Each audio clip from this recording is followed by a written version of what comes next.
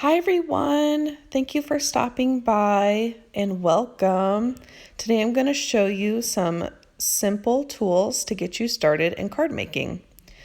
So I daylight as a nail technician, so I wanted to explain my nails a little bit. So I have been stuck at home due to the COVID-19 crisis. My salon has been mandated closed, so I have a lot of disgusting growth, as you can see, and on my pointer and middle finger there, you could see I'm missing some spots. That's actually where I hold acetone cotton, so it's kind of missing right there, so please ignore that.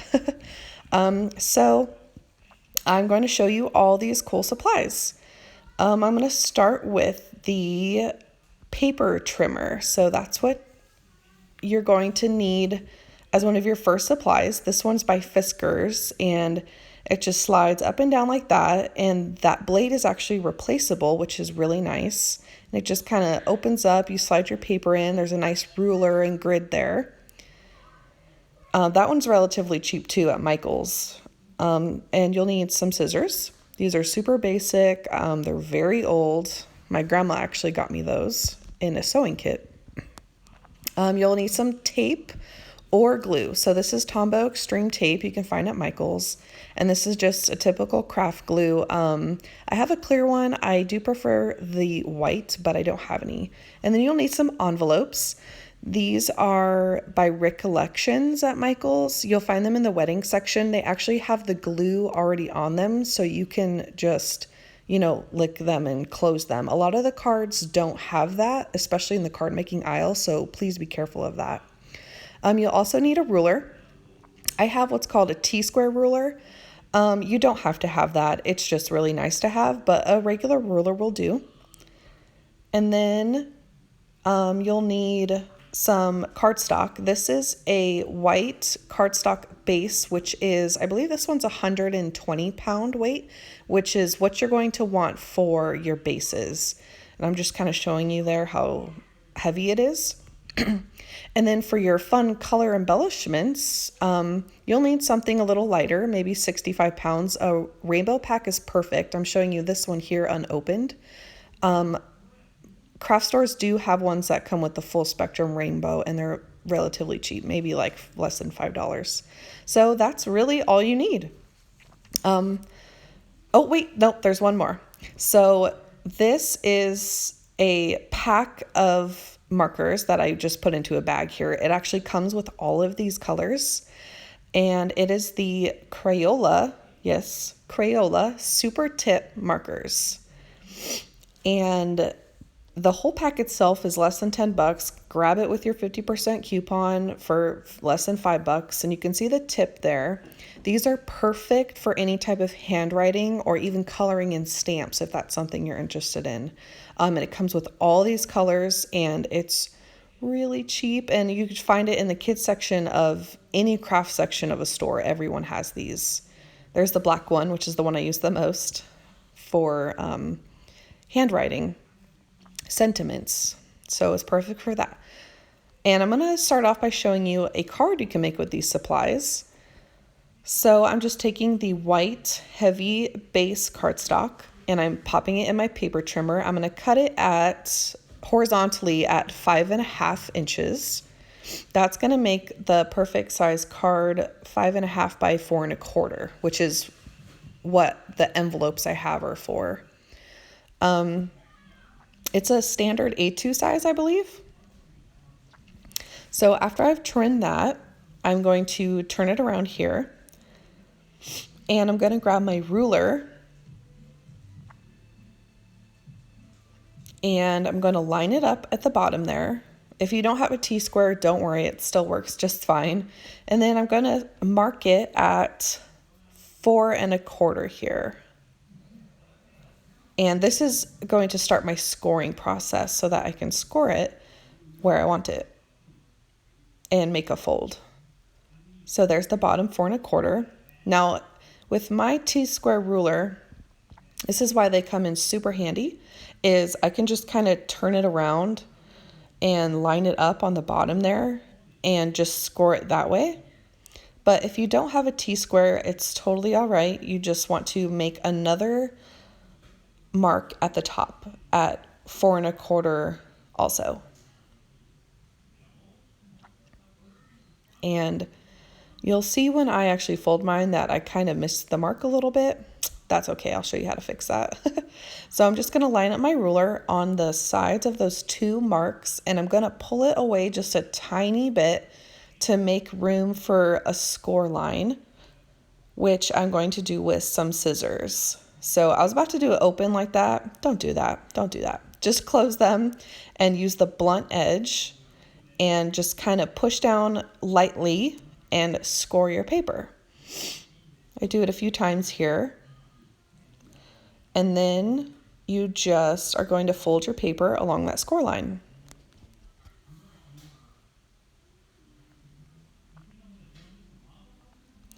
You are going to want to be a little careful here so that you don't bend your paper where you don't want to. And then I'm going to take those scissors again and just reinforce that fold.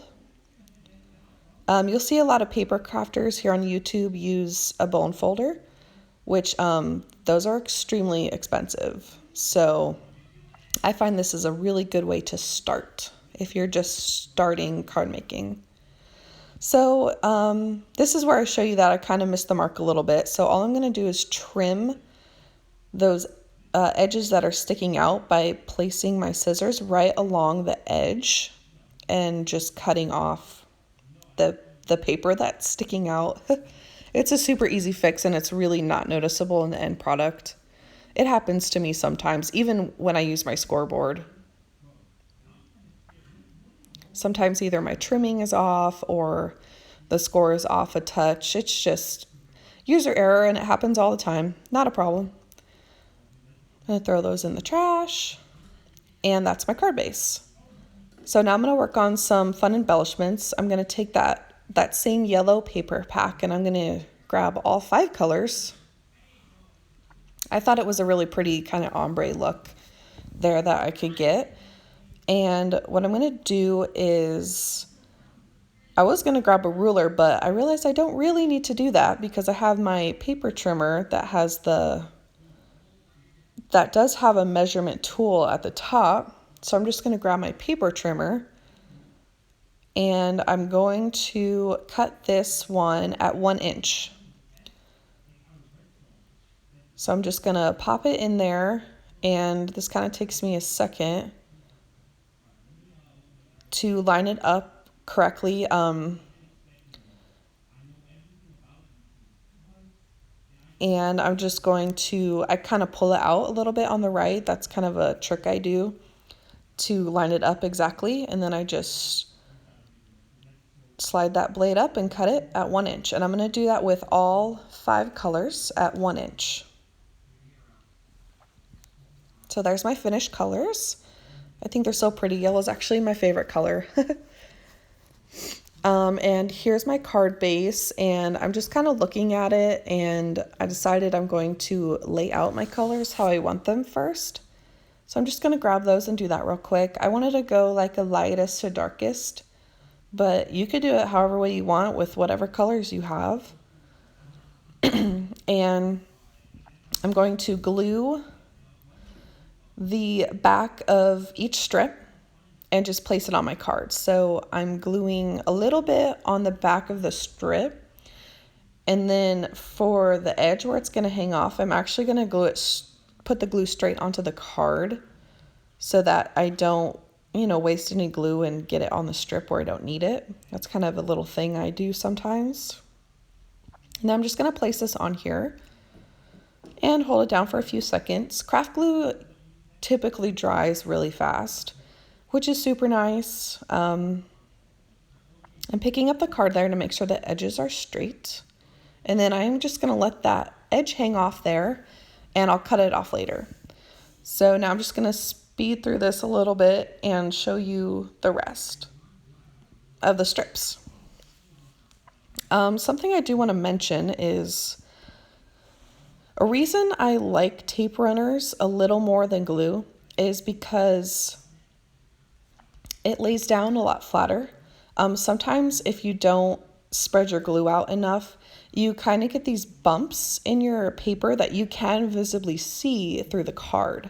I mean, it's not really a huge deal, but to get a super clean look, I do kind of recommend tape runners a little more, especially for bigger size embellishments. For smaller embellishments, I would really recommend a white craft glue, because that one you can actually smooth out a little easier with like your fingers. It gets a little messy, but it does work.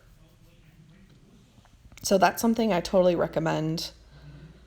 But this clear one is the only one I have that's from a craft store. My other glue is a little more expensive from online.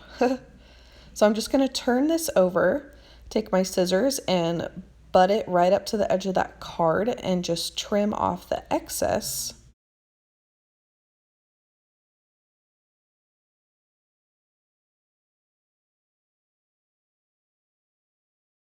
So now I'm going to show you real quick how I handwrite sentiments.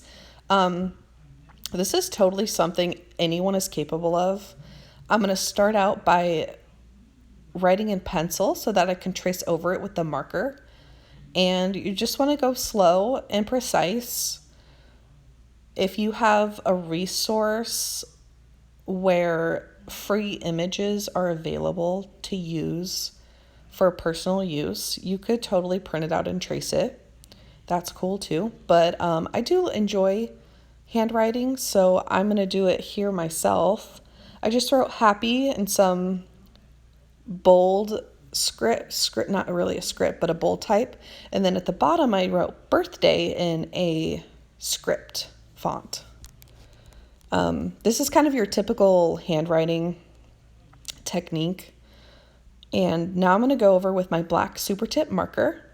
And to make it look really nice, what I'm doing is I'm pushing harder on my down stroke and then lighter on an upstroke. So it kind of gives it this really nice variation that you would typically see in really pretty handwriting. So this is real time. This is how slow I go. And you want to pick up your pen a lot and just go very slow, and it will come out nice, I promise. You could also use a ruler to draw a straight line at the bottom of your words to make sure that they're straight.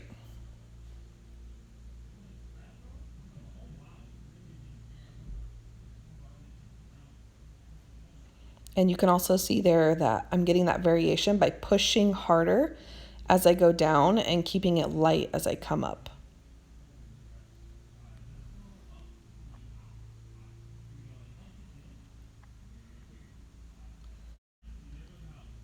And there you go. So now I'm just going to take some scissors and I'm going to take an eraser and I'm going to erase any pencil lines that are sticking out. And this is super easy to do. It doesn't smudge anything, just go kind of light. And I do write light when I use the pencil so that it's easier to erase.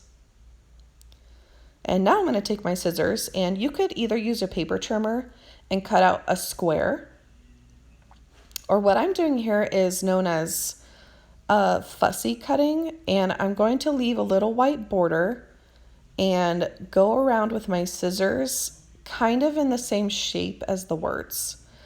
I'm faking it a lot where I just kind of move my scissors back and forth to make it look like it's following the shape, but I'm not really doing that. It just kind of looks like it, which is why I like fussy cutting, because you can get away with that.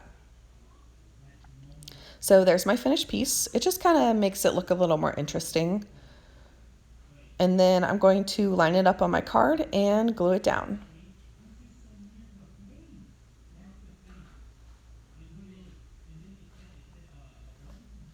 This is where my cool grid comes in handy. That's in the back there. I'll talk about that in another video. Definitely not something necessary when you start card making, but it does come in handy.